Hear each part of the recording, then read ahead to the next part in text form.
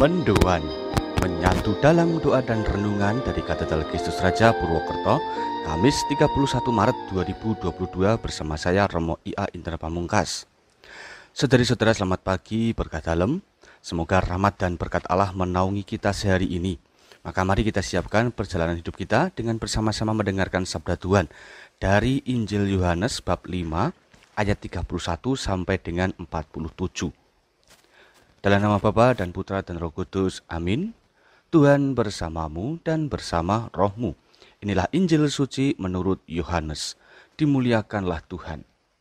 Sekali peristiwa, Yesus berkata kepada orang Yahudi, "Kalau aku bersaksi tentang diriku sendiri, maka kesaksianku itu tidak benar.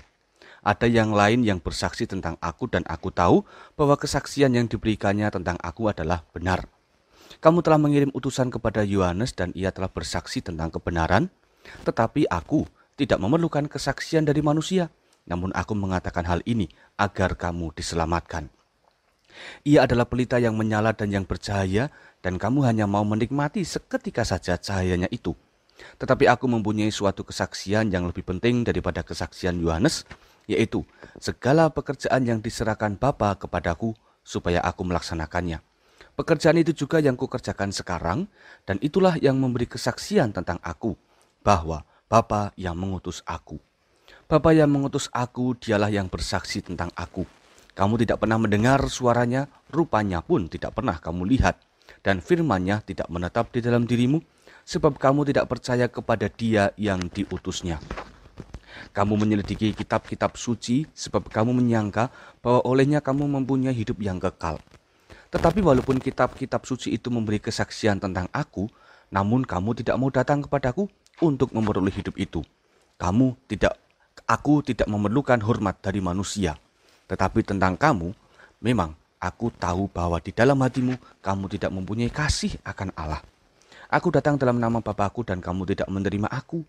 Jikalau orang lain datang atas namanya sendiri, kamu akan menerima dia. Bagaimanakah kamu dapat percaya, kamu yang menerima hormat seorang dari yang lain dan yang tidak mencari hormat yang datang dari Allah yang esa? Jangan kamu menyangka bahwa aku akan mendakwa kamu di hadapan Bapa. Yang mendakwa kamu adalah Musa, yaitu Musa yang kepadanya kamu menaruh pengharapanmu. Sebab jikalau kamu percaya kepada Musa, tentu kamu akan percaya juga kepadaku, sebab ia telah menulis tentang aku. Tetapi jikalau kamu tidak percaya akan apa yang ditulisnya, bagaimanakah kamu akan percaya akan apa yang kukatakan?" Demikianlah sabda Tuhan. Terpujilah Kristus. Saudari-saudara, bacaan hari ini memberi gambaran tentang Yesus yang memberi kesaksiannya sebagai utusan Bapa. Yesus tidak mengandalkan kesaksian dari orang lain, karena seringnya bahwa orang itu mampu bersaksi sesuai situasi hidupnya.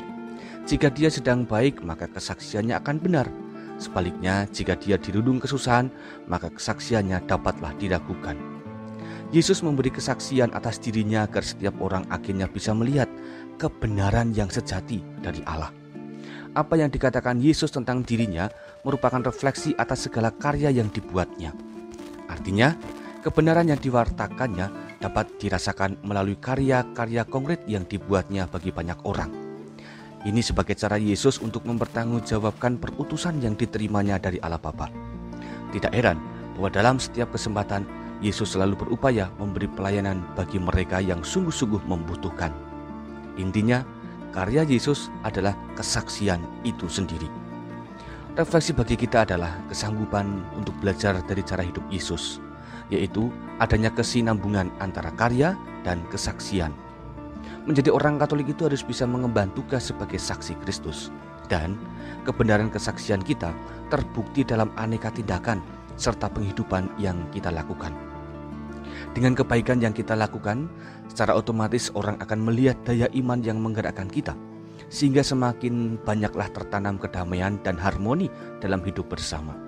Maka, saudari-saudara, apakah selama ini potret kehidupan kita itu sudah menjadi cerminan sebagai murid Kristus? Sebagai cara kita untuk bersaksi di tengah dunia?